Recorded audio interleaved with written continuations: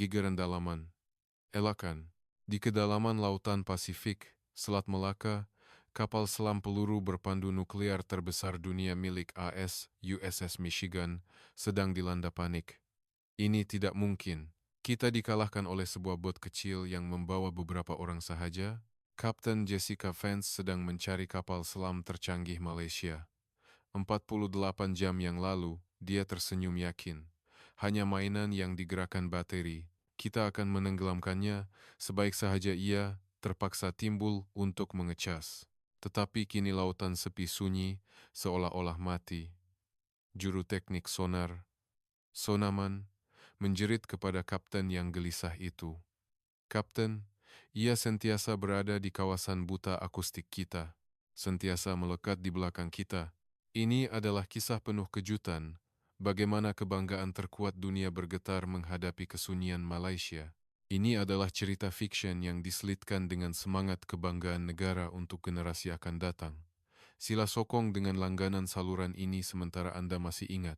Kisah ini bermula 48 jam sebelumnya, di perairan terbuka tidak jauh dari pangkalan tentara laut di Lumut, Langkawi. Di atas padang biru Lautan Hindi, Lautan Cina Selatan, dua bayang hitam terapung. Satu adalah gergasi ikan paus besi, sepanjang 170 meter, dan sesaran lebih 18.000 tan di bawah air. USS Michigan, kapal selam nuklir peluru berpandu yang dibanggakan tentara laut AS. Badannya yang besar mendominasi dan menggerunkan sesiapa yang melihatnya, umpama sebuah bangunan yang terapung di laut.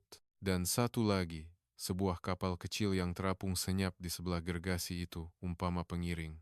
Kapal selam terbaru Tentara Laut Diraja Malaysia, TLDM, KD Harimau, dengan panjang 84 meter dan sesaran 3.000 tan. Perbezaan saiznya adalah umpama orang dewasa dengan kanak-kanak, atau seekor gajah dengan seekor tikus. Di atas menara kawalan Michigan, Komander Jessica Vance, kapten wanita, memandang ke bawah ke arah KD Harimau dengan teropong, lalu ketawa sinis. Lihatlah kecilnya, macam bot peronda pesisir pantai. Betulkah ia menyeberangi lautan dengan itu? Pegawai eksekutif yang berdiri di sebelahnya mengangkat bahu dan menjawab, ia kapal selam terbaru Malaysia, Kapten. Tetapi ia hanyalah diesel pada akhirnya.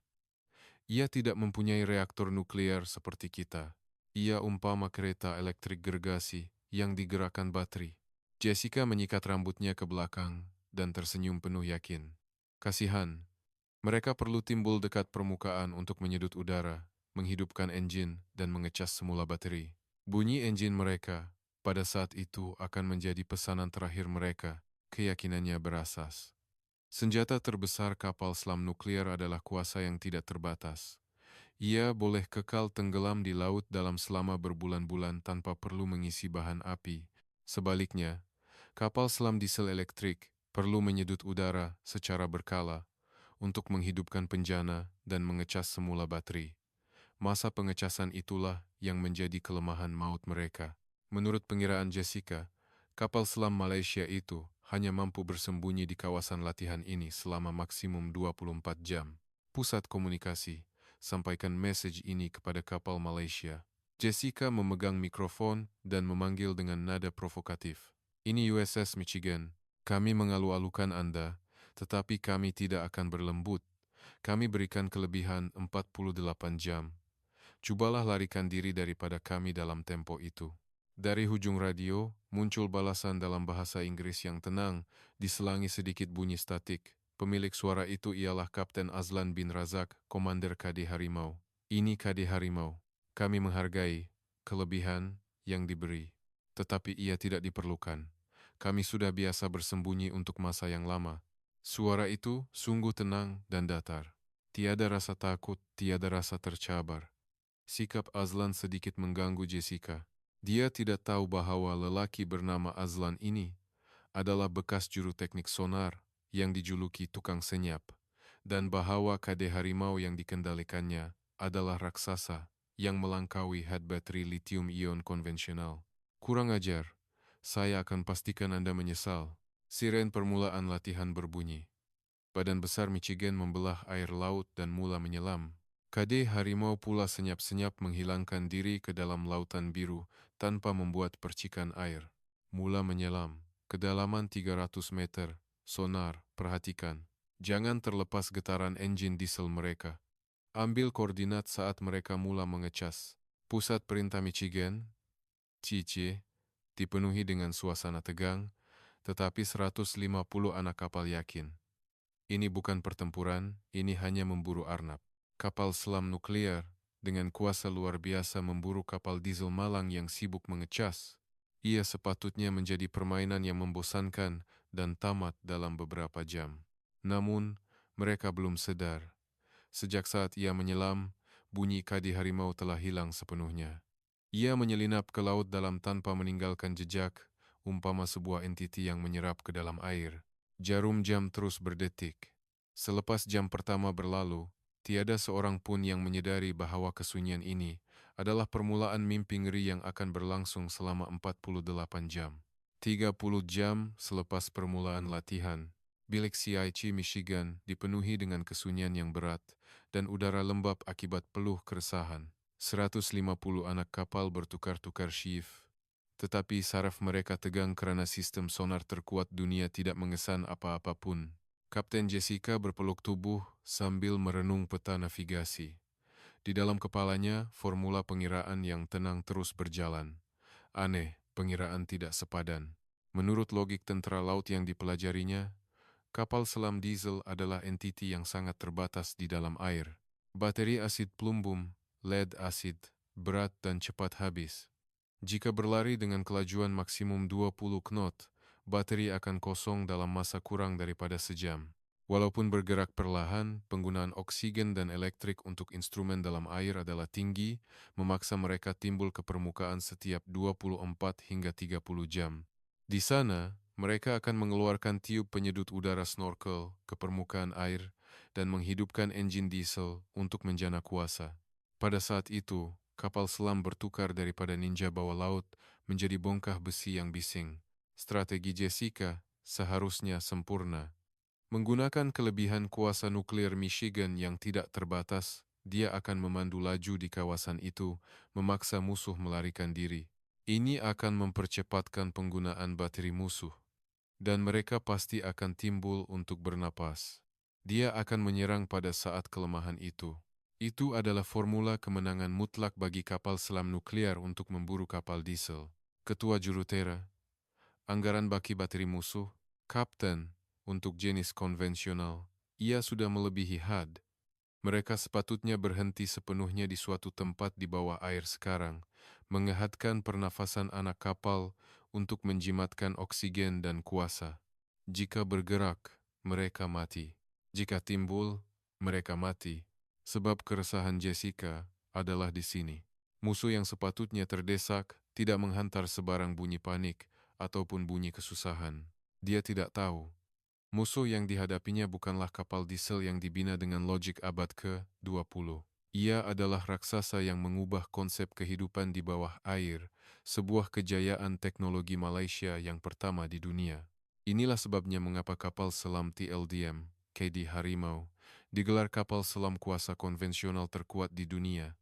Di jantungnya, ia tidak menggunakan bateri asid plumbum yang berat dan lemah, tetapi bateri lithium-ion berkapasiti tinggi yang dibangunkan oleh GSU asal.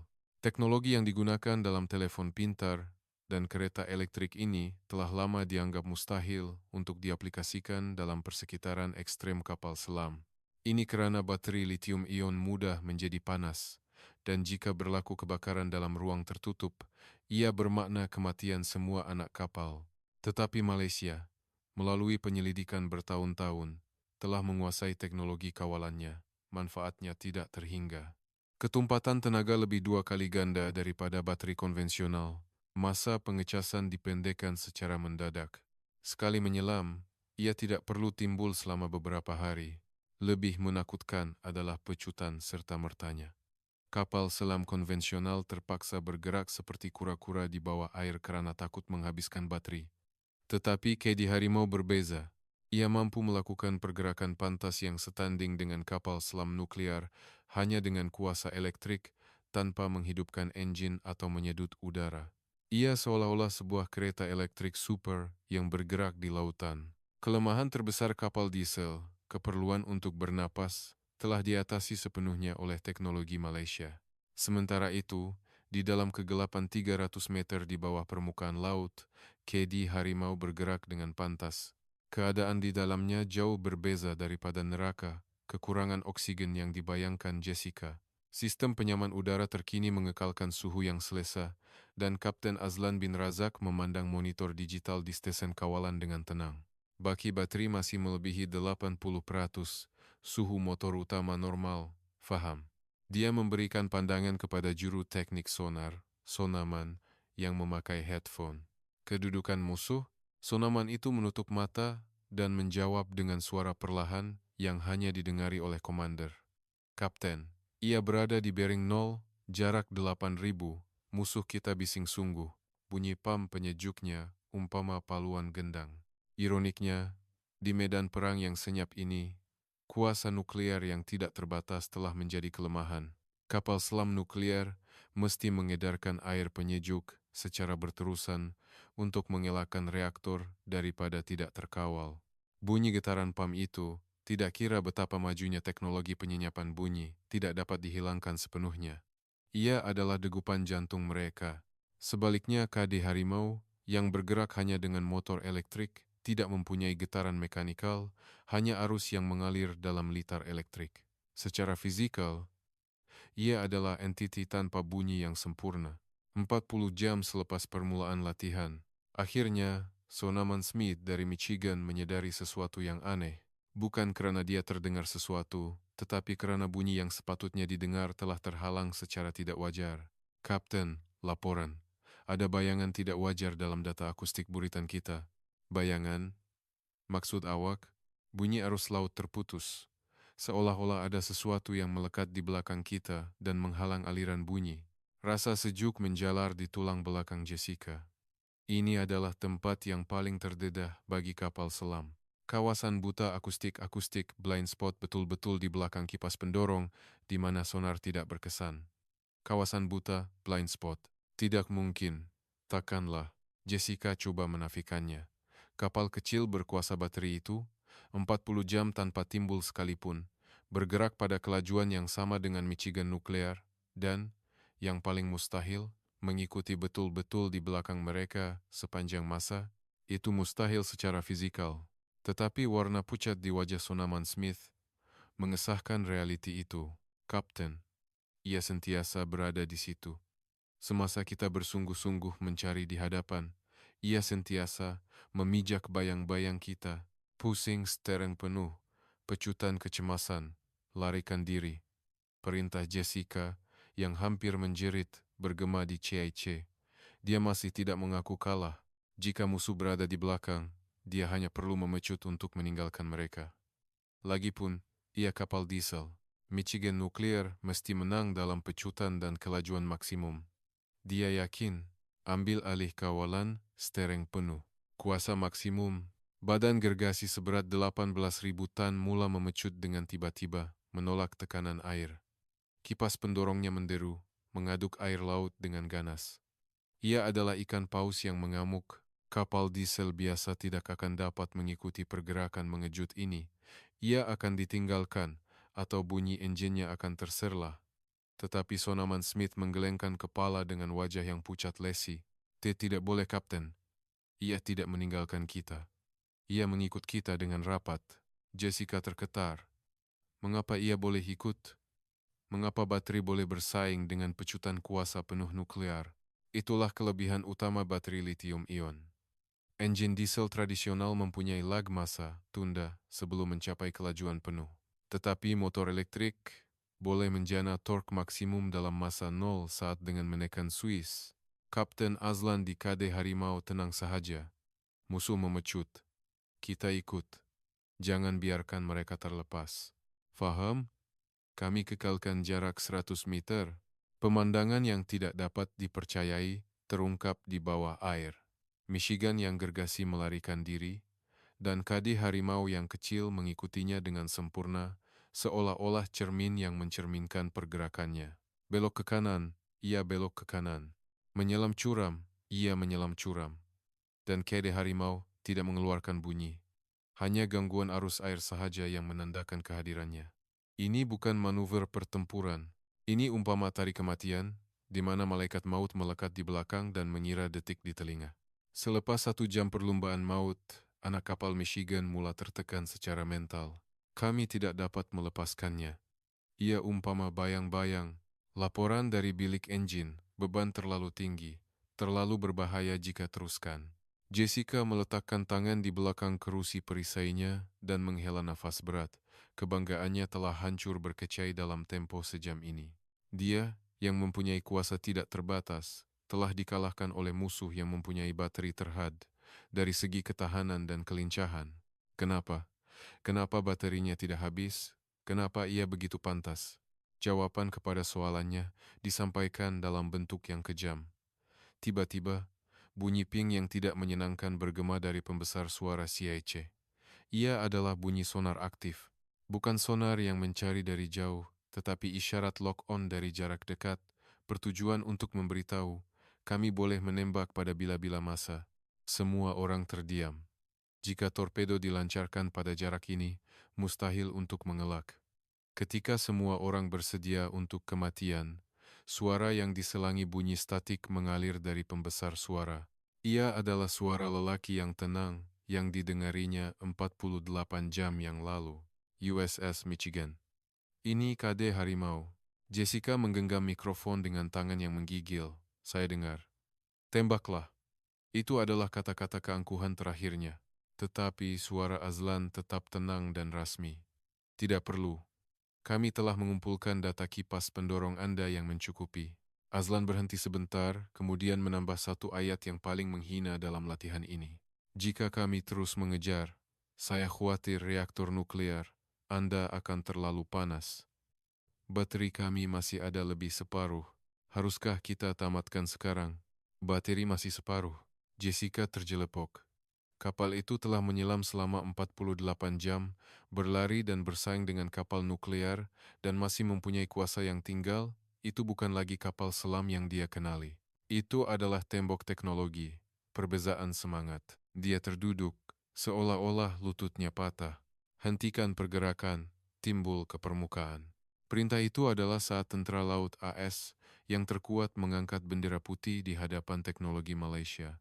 2 kapal timbul ke permukaan laut. Michigan yang gergasi berkilauan disinari matahari terbenam, menitiskan air laut seolah-olah binatang buas yang berenang melalui ribut. Dan di sebelahnya, KD Harimau terapung tenang, tanpa sebarang kalar. Pintu palka dibuka, dan klasi-klasi as yang keluar hanya mampu memandang pemenang kecil itu dengan penuh hormat. Pangkalan tentara laut di Lumut. Lautan yang baru tamat pertempuran dicat dengan warna oranye matahari terbenam. Di jeti, terdapat 2 pemandangan yang berbeza. 1. Michigan yang besar, menitiskan air laut yang banyak, kelihatan seperti binatang yang keletihan. 150 anak kapal duduk di dek, bahu mereka bergetar kerana keletihan melampau. Dan satu lagi, bayangan kecil yang berdiri tegak di sebelahnya, KD Harimau. 70 anak kapal berbaris di dek. Tiada seorang pun yang duduk. Mereka berdiri dalam tegak statik, dengan pakaian seragam putih bersih tanpa cacat celah. Penampilan mereka yang tabah sukar dipercayai setelah melalui 48 jam keadaan ekstrem. Kapten Jessica Vance, yang menuruni tangga Michigan, berhenti apabila melihat pemandangan itu. Astaga, dia terdiam. Dia pikir ia adalah perbezaan teknologi, alat bateri ion litium. Tetapi pemandangan di hadapannya memberitahu bahwa ada sesuatu yang lebih asas yang berbeza. Jessica berjalan dengan langkah yang berat ke hadapan barisan mereka. Bisikan hilang, tentara laut AS, tentara laut Diraja, dan tentara-tentara dari seluruh dunia menahan nafas, memerhatikan bagaimana simbol kebanggaan terkuat dunia akan menerima kekalahan. Jessica berhenti betul-betul di hadapan Kapten Azlan. Azlan membalas pandangannya dengan mata yang tenang. Tiada kemenangan, tiada kekalahan. Hanya keheningan yang mendalam. Sangat menakjubkan, Kapten Azlan. Suara Jessica bergetar. Tahniah di atas kemenangan saya. Tapi, tolong beritahu saya satu perkara. Bagaimana Anda mengekalkan ketenangan Anda dalam keadaan ekstrem sebegitu? Anak buah saya mengalami tekanan mental akibat ketakutan yang tidak kelihatan dan akhirnya panik. Tetapi mengapa anak buah Anda?